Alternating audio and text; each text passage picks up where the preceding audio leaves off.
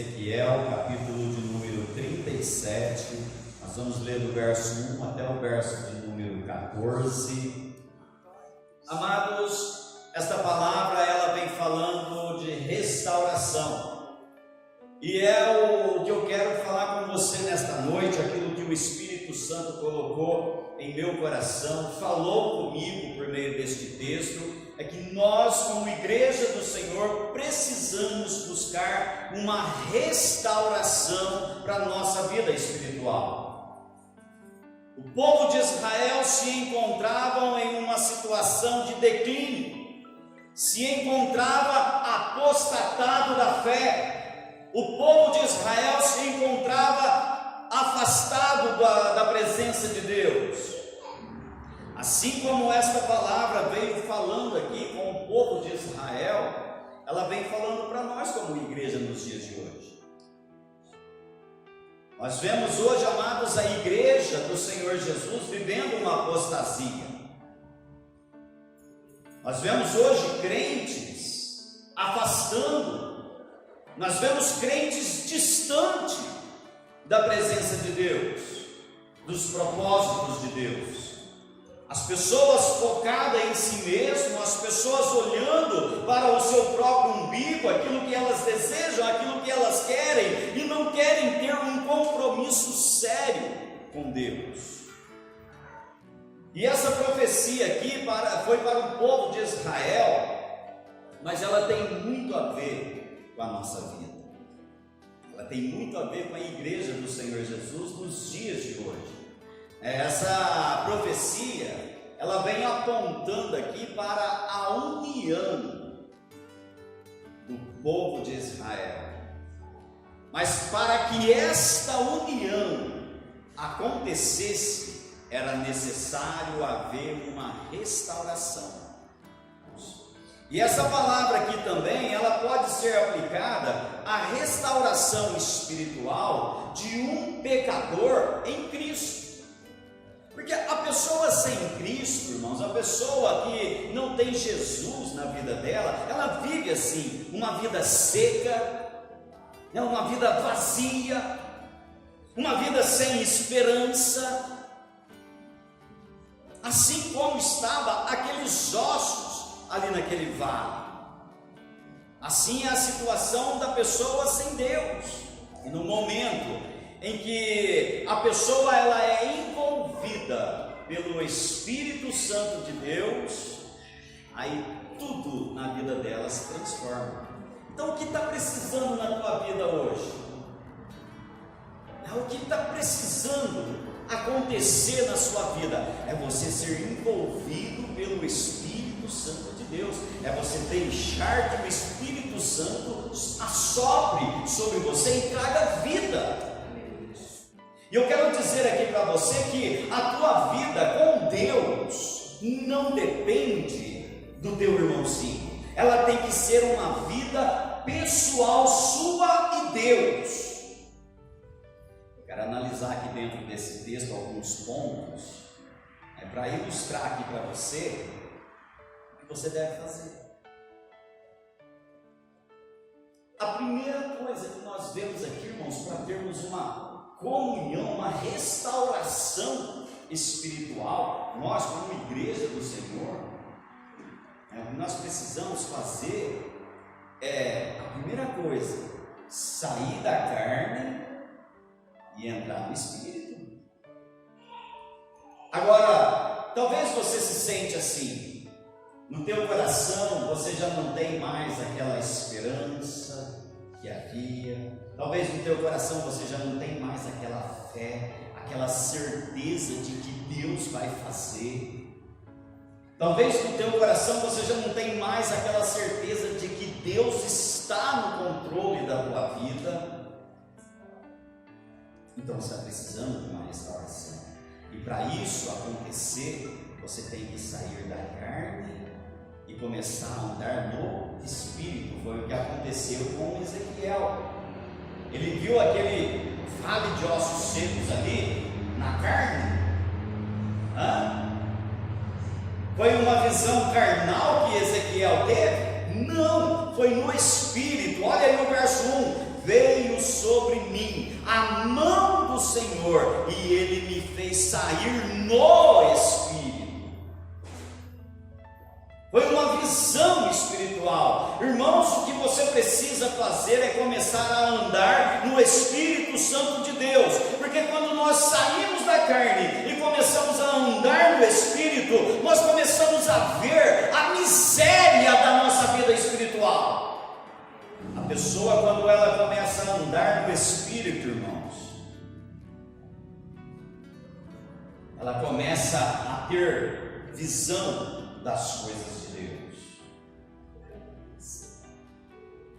Mas pastor, eu vou na igreja, pastor, eu oro. Mas hoje nós vemos muitos crentes também que estão dentro da igreja namorando o mundo, tendo prazer nas coisas da carne.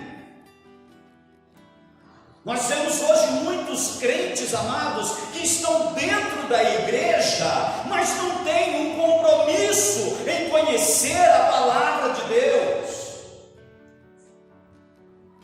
não têm um compromisso em andar com Deus.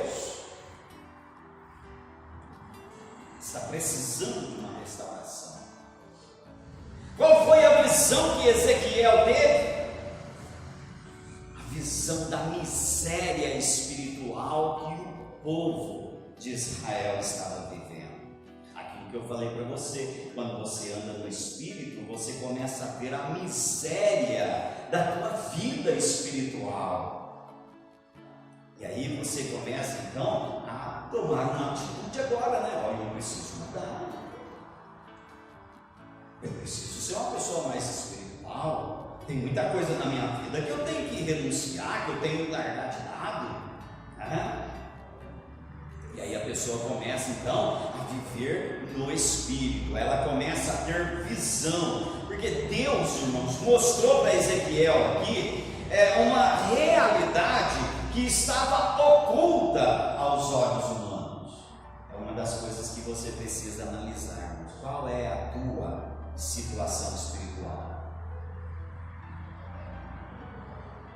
Como você está levando a tua vida espiritual? Você tem prazer nas coisas de Deus ou você tem prazer nas coisas da carne? Você procura agradar a Deus ou você procura agradar a si mesmo? Você quer fazer a vontade de Deus ou você quer fazer a tua própria vontade? A nossa miséria espiritual, ela é oculta aos nossos olhos humanos. Com os teus olhos humanos você não consegue ver a miséria espiritual, a morte espiritual. Com os teus olhos humanos você consegue ver aquilo que agrada a tua carne, aquilo que te causa prazer carnal, aquilo que te satisfaz. Você consegue ver as coisas do mundo e ter prazer nas coisas do mundo. Isso é sinal de uma miséria espiritual. Mas quando você está vivo espiritualmente, restaurado espiritualmente, você tem nojo das coisas do mundo, você tem repúdio pelas obras da carne. Terceira coisa que acontece aqui, que nós podemos tirar lição para a nossa vida, para restaurarmos uma comunhão com Deus. Terceira coisa que a palavra do Senhor nos ensina. Continua no verso 1 aí, ó. E me pôs no meio de um vale. Irmãos, o que isso ensina para nós? Qual é a lição que eu tenho que tirar da minha vida para restaurar a minha vida espiritual com esta palavra estar no meio? Quem está no meio não fica parado. Então é necessário você colocar a tua vida espiritual em movimento na presença de Deus. Você não pode parar. Você não pode retroceder. Aquele que está no meio, irmãos, ele está em movimento. Ninguém fica parado no meio do caminho. A pessoa, quando está no meio do caminho, ela está andando, ela está em movimento. Aquele que fica parado está onde? À beira do caminho. E às vezes, seja esta situação tua, você está à beira do caminho, você não está mais no meio. Deus quer que você volte para o meio do caminho e comece a colocar a tua vida espiritual em movimento, comece a trabalhar para Deus. Irmãos, Ezequiel não ficou parado no meio daquele vale, ele começou a andar. Deus quer que você coloque a tua vida espiritual em movimento, irmãos. Comece a fazer para Deus, comece a trabalhar para Deus. Saia da beira do caminho. Quer uma restauração espiritual? Talvez você tenha até orado: eu preciso buscar mais a Deus, eu preciso ter mais comunhão com Deus, eu preciso ter mais intimidade com Deus, mas você continua na beira do caminho. Quem estava à beira do caminho quando Jesus passou? Bartimeu, um cego, não tinha condições de ver, não tinha condições de andar, mas ele tinha condições de ouvir. Talvez seja esse o teu caso hoje. Você está sem condições de andar, você não está conseguindo ver o que está acontecendo na tua vida espiritual, mas você tem condições de ouvir essa palavra, e o Espírito Santo de Deus fala para você nesta noite: saia da beira do caminho, coloque no meio do caminho e comece a andar. Aleluia. E Deus vai trazer a restauração para a tua vida. Quantas pessoas hoje, irmãos, estão de braços cruzados, não querem trabalhar mais para Deus? Pessoas que têm ministérios, estão abandonando o seu ministério, estão encostando de lado o seu ministério. Pessoas que têm dons, têm talentos de Deus, não estão querendo usar mais os dons, os talentos que Deus tem dado. Está à beira do caminho. Ezequiel, ele se viu ali no meio do vale, e aí ele começou a andar sobre aquele vale. Olha o verso 2 aí: e me fez passar em volta deles. Irmãos, aquele que tem uma restauração de Deus na vida dele, ele não fica parado, irmãos. Aquele que tem a unção de Deus, o chamado de Deus, aquele que é movido por Deus, aquele que tem a vida restaurada, ele não fica parado, ele começa a caminhar, ele começa a fazer para Deus, ele começa a analisar as coisas. Ezequiel começou a passar em volta daquele vale e olhar a situação daqueles ossos. E aí ele começou a entender, ele começou a ver que aqueles ossos estavam sequíssimos. Deus tem colocado você de lá, ao lado, de pessoas que talvez estejam como esses ossos. Uma vida seca, uma vida vazia, uma vida sem esperança, uma vida totalmente destruída. E o que você tem feito, irmãos? Você tem algo de Deus para fazer. Você tem um chamado de Deus para atender. Não pense você que vir aqui na igreja é só ocupar um tempo da sua vida. Não pense você que vir aqui na igreja é só para desencargo de consciência. Não pense você que estar aqui na igreja é só para ocupar um lugar, só para ser mais um. Não, você está aqui porque Deus tem um chamado na tua vida. E Deus está hoje trazendo esta palavra para restaurar a tua vida espiritual, para que o chamado de Deus aconteça. Ali Ezequiel teve que fazer alguma coisa para ver a restauração na sua vida, na sua casa, na sua família. Você tem que começar a fazer algo para Deus. Talvez você está orando: oh Deus, salva meu filho, oh Deus, traz minha filha de volta para a igreja, oh Deus, restaura o meu casamento, oh Deus, salva meus parentes,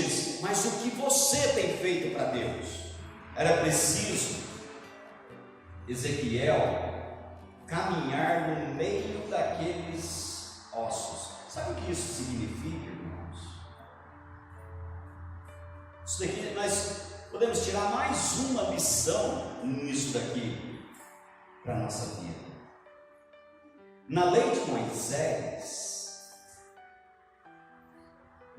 Moisés, um judeu não podia tocar em um cadáver, porque ele se tornaria imundo, impuro. E agora nós vemos o profeta caminhando no meio daqueles ossos. O que Deus quer falar conosco por meio dessa palavra, irmãos, que é necessário você vencer o preconceito na tua vida. Muitas vezes você está morrendo espiritualmente porque o preconceito na tua vida tem falado mais alto. As pessoas hoje têm um preconceito consigo mesmo e não querem trabalhar para Deus. Por isso que muitos hoje estão enterrando o ministério. Por isso que muitos hoje estão afastando da casa de Deus. Por isso que muitos hoje estão desistindo de servir a Deus por causa do preconceito. Deus queria mostrar para Ezequiel que para o povo de Israel ser restaurado espiritualmente, eles tinham que vencer o preconceito que estava sobre a vida deles. Tem muita gente hoje que tem preconceito de Deus, tem vergonha de dizer que é crente, tem vergonha de dizer que vai na igreja de crente. É um preconceito, porque quer ser como o mundo é, quer fazer como o mundo faz, e ainda quer ser abençoado por Deus, quer que Deus abençoa. Irmãos, não é assim não. Os ossos estavam sequíssimos. Isso daí significa que há muito tempo Israel estava sendo punido por Deus. Só que eles não se importavam. E pelo fato daqueles ossos estarem sequíssimos, como diz aqui a palavra do Senhor, fazia muito tempo que aquele povo estava sendo punido por Deus. Agora, cabe a nós olharmos para nós como igreja do Senhor Jesus e fazer uma pergunta, irmãos. Até quando você vai estar aí vivendo, caminhando como um crente sem vida espiritual? Isso me faz lembrar de uma frase do pastor Charles Spurgeon, lá do século XIX, que ele diz assim: eu prefiro acreditar que um leão pode comer capim do que acreditar que um crente pode viver sem o Espírito de Deus. Porque aquele que tem o Espírito de Deus, caminha no Espírito de Deus, anda no Espírito de Deus, ele não faz a vontade da sua carne, ele faz a vontade de Deus.